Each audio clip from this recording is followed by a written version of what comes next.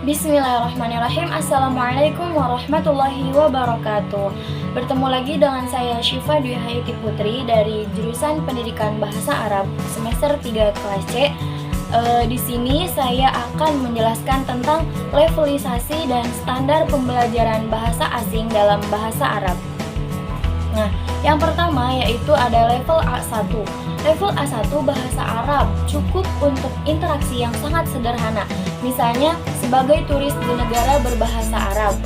Nah, kemudian level A1 tidak akan cukup untuk tujuan akademis atau profesional lainnya.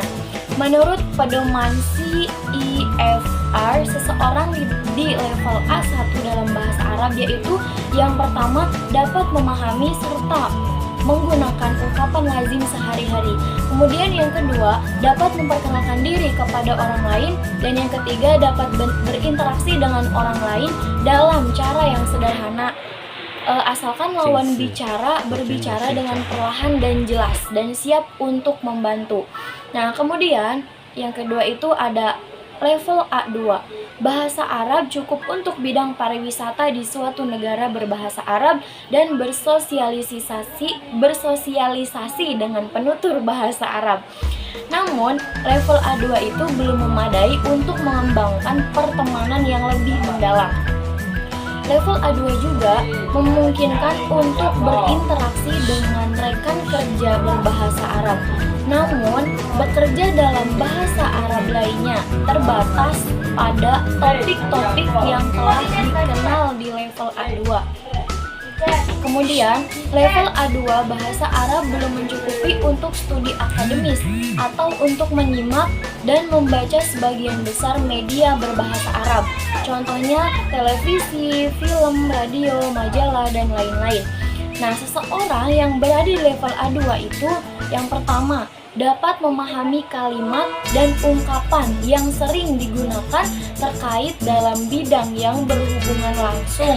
Misalnya, informasi dasar tentang pribadi dan keluarga, berbelanja, geografi lokal, dan pekerjaan. Nah, kemudian level A2 yang kedua yaitu dapat berkomunikasi dalam tugas-tugas rutin yang membutuhkan pertukaran informasi sederhana dan langsung mengenai hal-hal yang lazim. Nah, kemudian selain level A dan ini ada level B. Level B2 itu bahasa Arab akan memungkinkan Anda untuk berfungsi di tempat kerja dengan menggunakan bahasa Arab. Dan sebenarnya banyak penutur bahasa Arab non-asli yang di dunia kerja internasional memiliki tingkat kecakapan berbahasa Arab ini.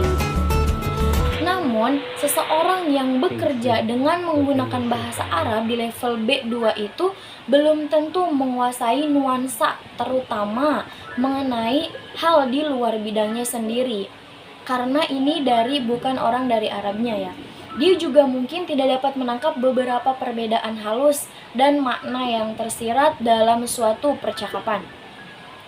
Menurut pedoman resmi CEFR itu, seseorang di dalam level B2 dalam berbahasa Arab itu yang pertama dapat memahami gagasan utama dari teks rumit, baik dalam topik yang konkret maupun abstrak, termasuk diskusi di bidang keahlian lainnya.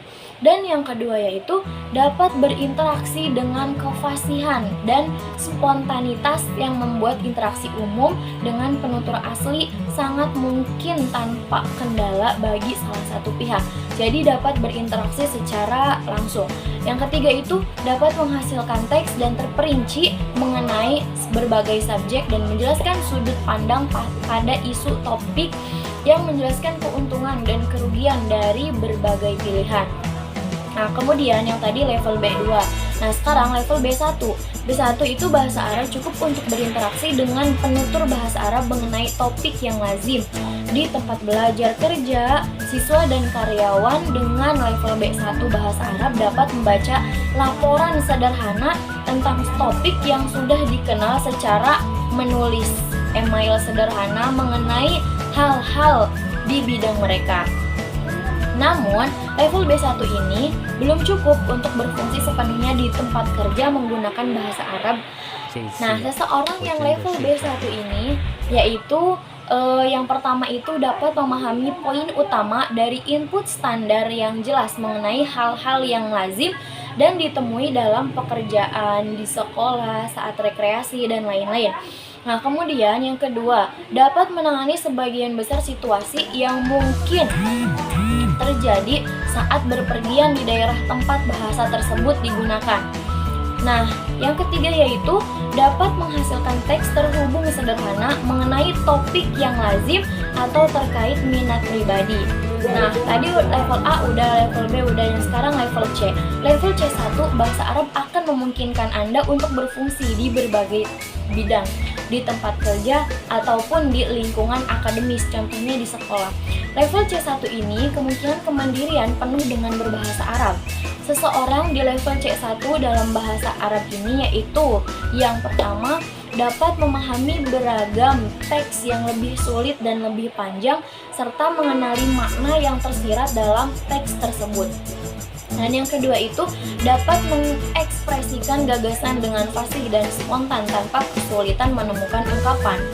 Dan yang ketiga, dapat menggunakan bahasa dengan fleksibel dan efektif untuk tujuan sosial, akademik, dan profesional. Kemudian yang keempat yaitu dapat menghasilkan teks yang jelas, terstruktur, dan terperinci mengenai subjek yang kompleks, menunjukkan penggunaan pola organisasi, konektor, dan perangkat kohesif dengan terkendali. Nah, kemudian ada level C2. Level C2 pada dasarnya adalah tingkat penutur asli. Level ini kemungkinan seseorang untuk membaca dan menulis apapun mengenai segala subjek, untuk memahami ekspresi bernuansa emosi dan opini, serta berpartisipasi secara aktif dalam lingkungan akademis atau profesional apapun untuk melakukan tersebut. Nah, menurut pedoman CEFR yaitu dapat memahami dengan mudah hampir semua hal yang didengar atau yang dibaca. Dan yang keduanya yaitu dapat merangkum informasi dari berbagai sumber lisan dan tertulis, dan kemudian menceritakan kembali argumen dan cerita dalam presentasi yang berhubungan dengan hal tersebut. Dan yang ketiga yaitu dapat mengekspresikan dirinya secara spontan, sangat fasih dan akurat, kemudian mengerti perbedaan makna yang halus bahkan dalam situasi yang paling kompleks. Nah, saya akan melanjutkan tentang standar pembelajaran bahasa Arab dan bahasa asing. Nah, kemudian pembahasan kedua adalah standar pembelajaran bahasa asing yang dikeluarkan oleh ACTV atau the American Council tentang pengajaran bahasa asing yang diistilahkan 5C, yaitu yang pertama komunikasi, dan yang kedua itu budaya, ketiga itu koneksi, keempat perbandingan, dan kelima itu komentar komunitas. Nah, untuk yang pertama yaitu komunikasi. Standar komunikasi ini menggarisbawahi bahwa penggunaan bahasa digunakan untuk berkomunikasi dalam situasi nyata ataupun situasi tidak nyata. Nah, yang kedua yaitu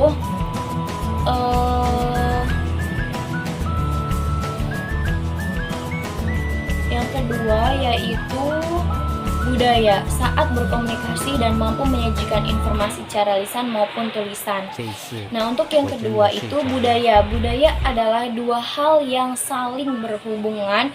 Belajar bahasa tidak mungkin terlepas dari pembahasan lintas budaya atau pemahaman lintas budaya akan memberikan rasa saling menghargai perbedaan yang ada di antara budaya sendiri dan budaya yang lain, sehingga pembelajar bahasa asing akan lebih terbiasa menghadapi berbagai perbedaan tersebut. Nah, sebagai cara pandang dan kebiasaan budaya, toleransi negara lain dapat diasah melalui pemahaman lintas budaya. Di sisi lain, prasangka dan stereotip yang sering menimbulkan prasangka negatif dapat dihindari. Koneksinya bahasa asing yang sedang dipelajari mampu mengganggu untuk dipelajari, mampu untuk menghubungkan dengan pengetahuan di berbagai bidang dalam pembelajaran bahasa. Kemudian pembahasannya tidak hanya berkisar pada seluk-beluk bahasa, tetapi berkaitan juga dengan disiplin ilmu atau yang lainnya. Nah, dapat kita lihat dari sosio dan historis ekonomi, ilmu ekstata dan sebagainya.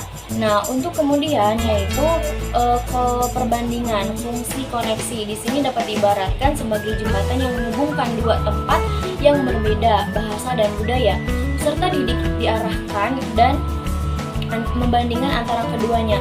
Dari hasil perbandingan tersebut dapat diperoleh persamaan dan perbedaannya. Nah, kemudian sehingga menghasilkan pemahaman satu sama lain seperti itu. Nah, untuk yang kelima yaitu komunitas bahasa asing dapat dijadikan sebagai modalitas selanjutnya. Artinya peserta didik dapat memperluas wawasan dan pengetahuannya melalui media bahasa. Nah, untuk menjalin hubungan dengan orang lain secara individu maupun kelompok, misalnya berkirim surat melalui Gmail, menjadi anggota klub pertukaran pelajar atau studi banding. Nah, dengan belajar sepanjang hayat atau lifelong learning. Mungkin cukup sekian penjelasan dari saya, kurang lebihnya saya mohon maaf. Wabillahi taufiq wal hidayah. Wallahul muwaffiq ila aqwamit thoriq. Wassalamualaikum warahmatullahi wabarakatuh.